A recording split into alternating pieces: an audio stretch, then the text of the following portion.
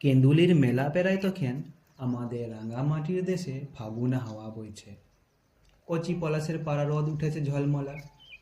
সেই রোদ ধুলা পথে কানা বাউলে রাখড়ায় যেতে যেতে থমকে দাঁড়ালেক মাস্টার, কৃষ্টনগরের সুধীর মাস্টার। বললেক, তুই হরিদাসির লাতি কানু বাগাল্লা। গরু বাথনের গরুপাল খুলে গাছতলাতে বাঁশি ফুঁকতে যাইয়ে আমি ফিক করে হাসিয়ে ফেলছি।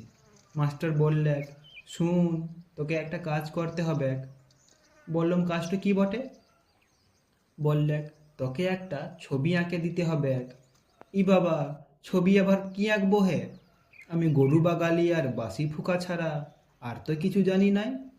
মাস্টার নাছোড় ঝোরা হাতরে বললেক, এইলে রং, এইলে তুলি আর এইলে কাগজ।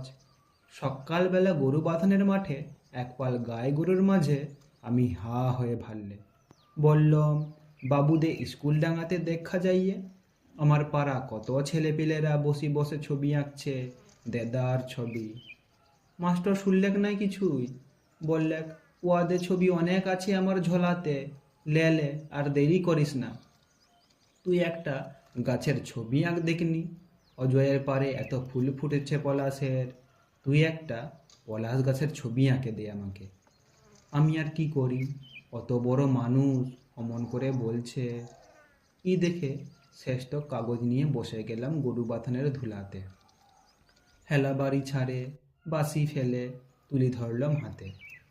তা বাদে ভাবতে ভাবতে এক সমেত অজয় নদের পাড়ের একটা আদ্যা পলাশ গাছকে উপরায় লিয়ে এসে কৌটো ভর্তি রঙে চুবাই বসায় দিলাম মাস্টরের কাগজে।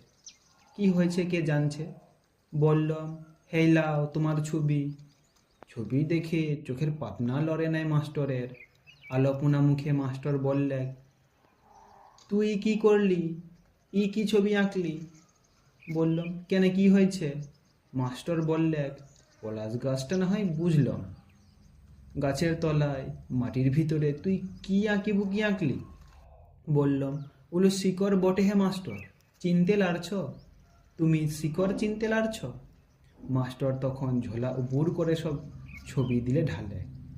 দেখলাম কত রকমের সব গাছের ছবি, তার একটাতেও শিকড় নাই।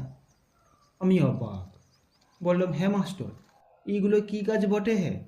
বাবুদের ঘরের স্কুলে পড়ে ছেলেপিলেরা এসব কি আঁকছে?